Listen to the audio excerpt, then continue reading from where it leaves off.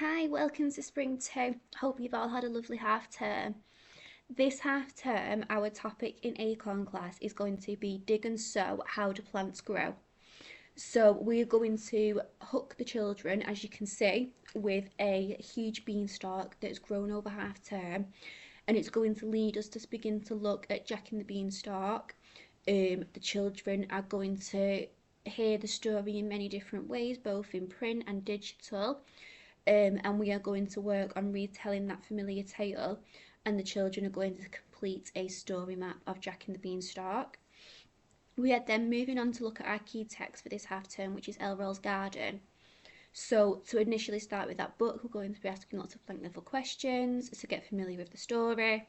The children are going to be introduced to so much new vocab through the story as well, all to do with gardening.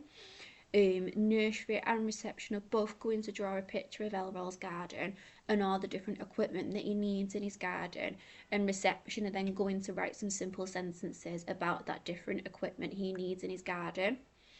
We'll then move on to, so in the book, the children will learn that Elroy's very good at gardening, and it'll lead the children to then think, what am I good at? And they'll produce a piece of work which explains what they are good at.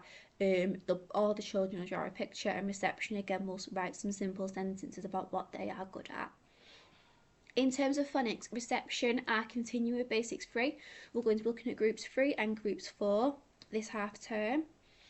The children in reception are now moving to write simple sentences and captions, and also to be reading those simple sentences and captions as well. The nursery children in phonics are going to be looking at alliteration this half term.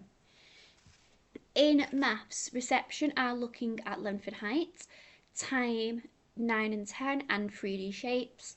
Nursery are looking at A-B patterns. We're going back to that from the autumn half term and building upon that learning. They are also looking at the number 6, and they're looking at length and height as well. In understanding the world, we are going to be looking at seasonal changes, so those changes that happen as we move into spring.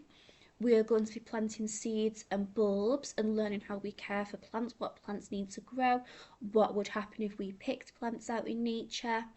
And the children are going to also look at the life cycle of a plant. We are going to get caterpillars in, and the children can watch them grow into butterflies, and we'll set them free. We are also going to be looking at familiar routes. The children are going to be able to describe a familiar route. And we're going to plan together as a class a trip to the garden centre. We're going to use a map of the garden centre, try and plan our trip, and we're going to take that walk down to the garden centre. And they are also, in understanding the world, looking at sequencing events. In expressive art and design, the children are looking at structures.